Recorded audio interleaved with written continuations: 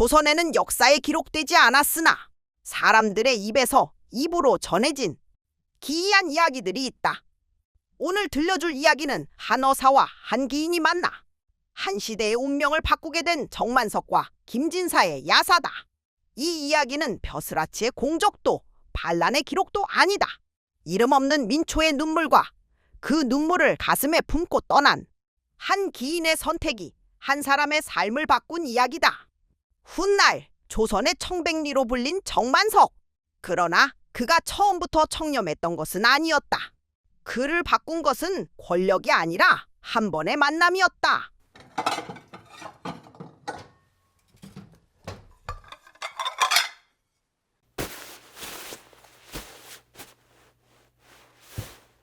아침상을 물리자마자 정만석은 괴나리보찜의 매듭을 다시 조였다.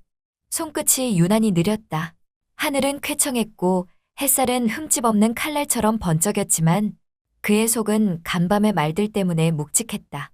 무겁다기보다 더 정확히는 무언가 거대한 그물을 찢고 들어가야 한다는 비장한 결의가 가슴속에서 서늘하게 자리를 잡고 있었다.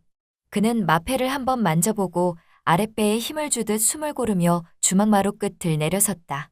임금의 명을 받아 암행하는 어사에게 백성의 수군거림은 그저 소문이 아니었다. 그건 사람들이 더는 참지 못한다는 신호였다. 전날 저녁 만석은 혼자 마루에 걸터앉아 노을을 마주한 채 국밥 한 그릇과 술 한 병을 천천히 비우고 있었다. 그때 등 뒤에서 일을 마치고 돌아가던 농부들의 푸념이 툭툭 튀었다. 도대체 그 김진사란 작자는 어디서 뭘 하기에 그렇게 돈이 많아? 낸들 알겠는가? 처음 우리 동네에 들어올 때부터 내 기분이 좋지 않았다고. 내가 보기엔 아무래도 그 작자는 도적의 우두머리이거나 아니면 사기꾼이 분명해. 말이 너무 멀리 갔다 싶었는지 옆자리 사람들이 팔꿈치로 그의 옆구리를 찔렀다. 하지만 사내는 술기운을 핑계삼아 더 크게 떠들었고 결국 농부들은 눈치를 주고받더니 벌떡 일어났다. 그만 가자. 여기서 더 떠들면 탈난다. 그 뒤를 쫓아 부엌에서 뛰어나온 주모가 삿대질을 했다. 또 왜 상이냐, 이 양반들아! 지난번 것도 아직인데!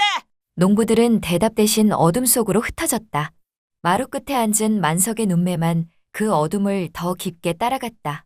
잠시 뒤 만석은 주모를 불러 물 한 잔을 청했다. 말투는 느긋했지만 질문은 심장부를 찔렀다. 대체 김진사라는 이가 뉘시오?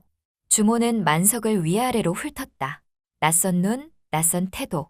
그때 만석이 주머니 쪽을 가볍게 건드리자 쇳소리가 조용한 주막바닥을 굴렀다. 만석은 농부들이 먹고 간 술값을 대신 치르겠다는 듯 손바닥에 엽전 몇 리틀 슬쩍 보여주었다. 주모의 표정이 그제야 풀렸다. 아이고 손님, 그런 말씀을 왜 이제야? 그 양반 김진사, 글쎄요, 처음엔 그냥 돈 좀 있는 양반이 이 시골까지 내려왔나 했지요. 근데 집 짓는 걸 보니 그냥 돈 좀 있는 게 아니더라고요. 사람 부리는 것도 그렇고. 주모는 말이 길어졌다. 해도 될 말, 안 해도 될 말이 섞여 흘렀다. 그리고 마지막에 주모는 주위를 곁눈질했다. 정말 이상한 건요, 그 양반이 한 달에 한 번쯤 꼭 어딜 다녀와요. 근데 그때마다 돈 보따리를 짊어지고 온다지 뭐예요. 속삭임은 작았지만 만석의 가슴에는 커다랗게 박혔다. 그는 주모가 일러준 길을 머릿속에 새기며 일어섰다.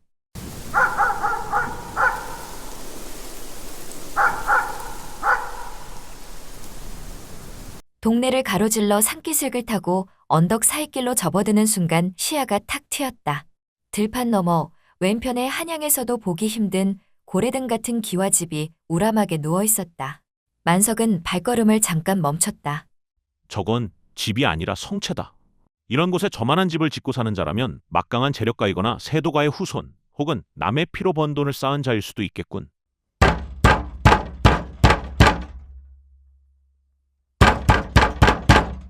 잠시 후 문지기가 문을 열었다. 만석은 안내를 받아 마당으로 들어서며 또 한 번 숨을 삼켰다. 한쪽에는 아름드리 나무들이 빽빽했고 반대쪽에는 맑고 투명한 연못과 꽃이 정원을 이루고 있었다. 호사스러움이 아니라 사람의 마음을 풀어버리는 배치였다. 만석은 잠시 풍경에 넋을 놓았다가 곧 정신을 거두어 사랑방으로 들었다.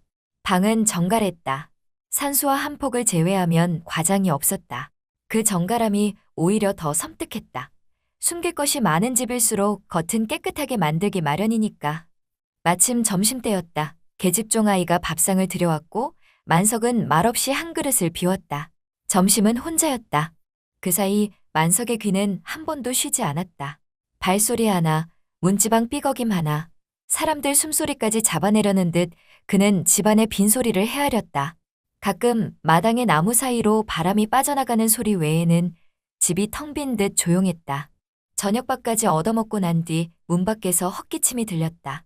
그리고 술상을 받쳐둔 하인을 앞세워 김진사가 들어왔다. 기골이 장대했고 귀티가 있었다. 눈빛은 사람을 제압하는 듯 했지만 그 아래에는 인자함이 깔려 있었다. 그 인자함이 더 위험했다. 사람을 믿게 만드는 얼굴이니까. 생면부지인 소인을 이렇게 훌륭하게 대접해 주셔서 고맙습니다. 우선 한 잔 드시죠. 이렇게 만난 것도 인연이 아니겠습니까? 두 사람은 잔을 주고받았다. 세상 돌아가는 이야기, 곡식값, 길사정, 고을의 풍속, 사는 형편. 김진사는 묻되 캐묻지 않았고 웃되 가볍지 않았다. 만석은 웃으며 맞장구 쳤지만 속은 날이 서 있었다. 겉은 군자, 속은 무엇이지? 나는 틈을 찾아야 한다. 단 하나라도. 밤이 깊어 김진사가 먼저 자리에서 일어설 때까지 만석은 뚜렷한 허점을 찾지 못했다. 불을 끈 뒤에도 그는 쉬이 잠들지 못했다. 성인 군자라는 껍질 안에 도적의 괴수가 있을 수도 음흉한 협작꾼이 앉아있을 수도 있었다.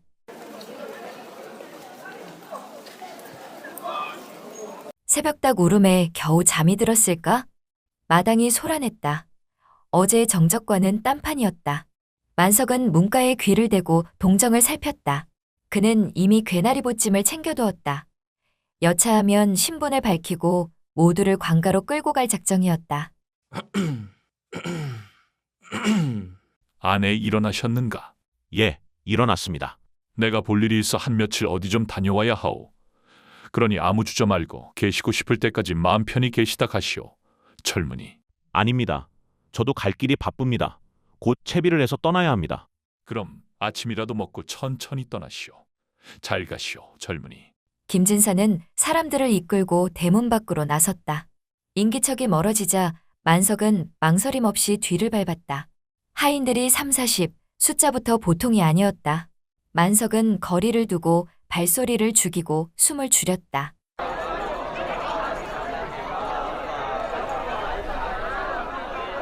해가 질 무렵 김진사 일행은 산 밑에 제법 큰 주막으로 들어갔다. 만석은 일부러 시간을 두고 뒤따랐다. 마당엔 멍석이 깔렸고 하인들은 질펀하게 술판을 벌였다. 김진사는 마루 위에 홀로 앉아 술잔을 기울이고 있었다. 만석이 들어서자 김진사는 마치 기다렸다는 듯 손짓했다. 어서 이리 오시오, 젊은 양반. 우린 보통 인연이 아닌가 보. 이런 곳에서 또 이렇게 다시 만날 줄이야. 타지에선 고향 까마귀만 봐도 반갑다 하잖소. 여긴 나나 젊은 양반이나 둘 다 타지인이니 반가운 마음으로 오늘은 실컷 취해봅시다 그려. 하하. 그러게 말입니다. 진사어른. 이렇게 다시 뵙게 되어서 정말 기쁩니다. 잔은 빨리 돌았고 밤은 더 빨리 깊어졌다. 하지만 만석은 한숨도 편히 자지 못했다. 사람이 잠든 뒤에야 진짜 얼굴이 나오기 마련이니까. 다음 날 아침상을 물린 뒤 나이든 사내 하나가 김진사 곁으로 다가왔다. 진사얼은 오늘 이 주막에서 셈을 치르고 나면 노자가 하나도 남지 않을 듯합니다. 김진사는 대꾸하지 않았다. 그저 낙숫물만 바라보았다. 비가 굵어졌다. 점심때가 다가오는데도 짐을 꾸리라는 말은 떨어지지 않았다. 사람들은 이상하리만치 불평이 없었다. 마치 때가 오기만을 기다리는 듯. 그때 젊은 여인이 나타났다.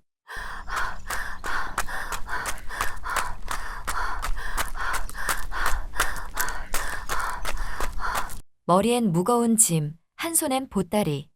젖은 숨이 목구멍을 긁는 소리까지 들릴 만큼 다급했다. 여인은 사람들에게 길을 물었다. 그 순간 김진사는 마치 누가 올 줄 알았다는 듯 조용히 일어나 주막 입구 쪽으로 나갔다. 그리고 여인을 손짓으로 자기 앞으로 불렀다. 내 말을 잘 들으시오. 보아하니 누군가에게 쫓기고 있는 모양인데 누구나 아는 길로 가선 안 돼요. 험하더라도 산을 넘어가야 화를 면할 수 있을 것이요. 여인은 놀란 눈으로 그를 쳐다보더니 고맙다는 말 대신 보따리를 내려놓고 황급히 떠났다. 김진사는 중년 사내를 불렀다. 저 보따리 잘 간수하게. 그리고는 일행을 위해 푸짐한 점심상을 차리게 했다. 우중충하던 주막이 다시 활기를 되찾았다. 그러나 김진사는 돌연 밖으로 나가 멀리 한 점을 응시했다. 만석은 그 행동을 이해할 수 없었다. 잠시 후 몽둥이를 든 무리가 주막으로 몰려왔다. 혹시 좀 전에 이리로 웬 계집 하나가 지나가지 않았소? 머리에 짐을 린 여인 말이요. 턱이 아래로 허겁지겁 달려갑디다. 남정네들은 미친 듯이 그 방향으로 몰려갔다. 만석은 속이 서늘해졌다. 김진사가 여인을 살린 건지 일을 더 키운 건지 판단이 안 섰다. 김진사는 아무 일도 없었다는 듯 주막 안으로 들어와 밥과 술을 청했다. 술 한 병이 비고 또 한 병이 비어갈 때까지 그는 아무 말이 없었다. 그리고 마침내 입을 열었다. 이복의 젊은이, 아무래도 자네와 나는 보통 인연이 아닌 것 같으이. 그러니 지금부터 나와 동행하는 것이 어떻겠는가? 만석은 속으로 쾌재를 불렀다. 바로 그 말을 기다렸다. 일행은 일사불란하게 움직여 짐을 꾸렸고 비를 맞으며 길을 나섰다.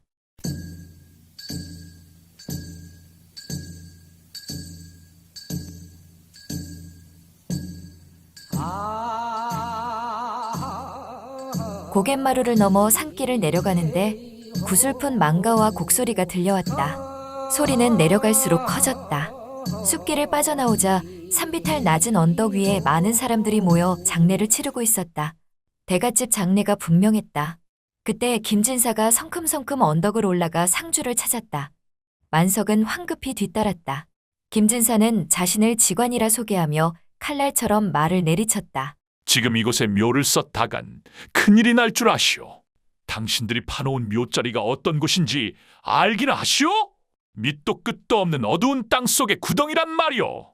자식된 도리로 부모님을 그 구덩이로 밀어넣고 싶단 말이오. 상주가 믿지 못하겠다는 표정을 짓자 김진사는 팔을 잡아 끌고 묘자리로 갔다. 그리고 긴 막대기로 바닥을 몇 번 세차게 내리쳤다. 그 순간 땅이 쑥 꺼지며 컴컴한 구덩이가 입을 벌렸다. 사람들이 기겁했고 상주는 다리에 힘이 풀렸다. 나리 이 은혜 백골난망이옵니다. 부디 제 아버지의 묘자리를 다시 잡아주십시오. 사례는 충분히 하겠습니다. 김진사는 산세를 찬찬히 살피고 건너편 산자락에 새 자리를 잡아주었다. 사례 보따리는 중년 사내가 대신 받았다. 만석은 점점 더 혼란스러웠다. 도인인가 협작꾼인가. 하지만 한 가지는 분명했다. 이 사람은 보통 인물이 아니다.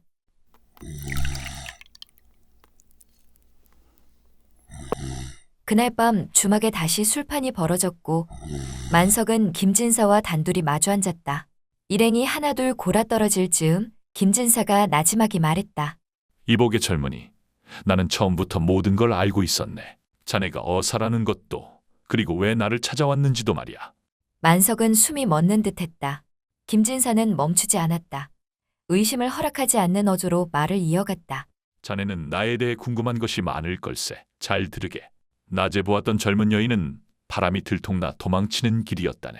나쁜 짓인 줄 알면서도 살 길을 알려준 건 이 세상에 목숨보다 소중한 건 없기 때문이라네.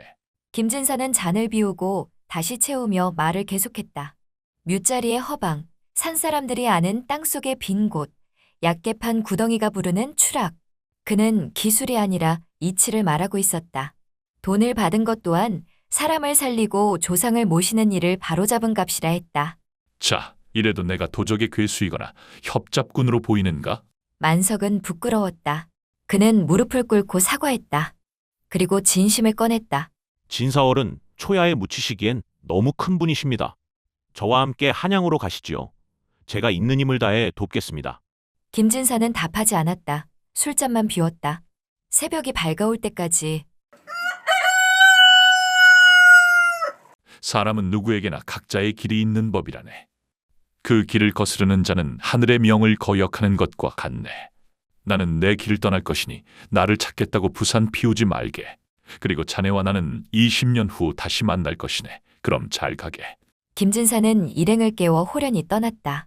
아직 이른 새벽 희미한 안개 속에서 그들의 향방은 잡히지 않았다. 그로부터 20년이 지난 1811년 겨울 평안도에서 홍경래의 난이 일어났다. 조정은 정만석을 위무사 겸 감진어사로 임명해 급히 파견했다. 그러나 탐관오리의 노략질, 흉년의 굶주림, 민심은 이미 불씨가 아니라 불길이었다. 농민군은 청천강 이북의 8마을을 장악하고 정주성에 주둔했다. 정주성은 넉 달 동안 광군과 공방전을 치렀고 이길 계책이 보이지 않았다. 만석이 밤늦도록 등불 아래 계책을 짜고 있을 때 누군가가 방문을 은밀히 두드렸다. 누구냐 묻기도 전에 문이 소리 없이 열리며 김진사가 들어섰다. 진사어른, 잘 지내셨는가? 만석은 손을 덥석 잡고 상석으로 모셨다. 그는 변하지 않았다. 오히려 더 장대해 보였다. 진사어른의 말씀대로 올해가 꼭 20년째 되는 해라 내려오며 이상한 예감이 들었습니다. 그래서 마음 한구석으로 날마다 어른을 기다렸습니다. 백성의 생활이 도탄에 빠졌네. 지렁이도 밟으면 꿈틀하거늘 사람이야 오죽하겠는가. 만석은 고개를 끄덕였다. 하지만 세상 일은 순리를 따라야 하네. 흐르는 물이 거꾸로 치솟는 걸 본 적 있나? 내가 보기엔 홍경래의 운세도 여기가 끝이야. 그럼 계책이 있으십니까? 한 가지뿐이네. 땅 밑으로 굴을 파는 수밖에 없네. 땅굴을 뜻하십니까? 정주성 아래까지 땅굴을 파고 들어가 화약으로 정주성을 한 번에 날려버리게.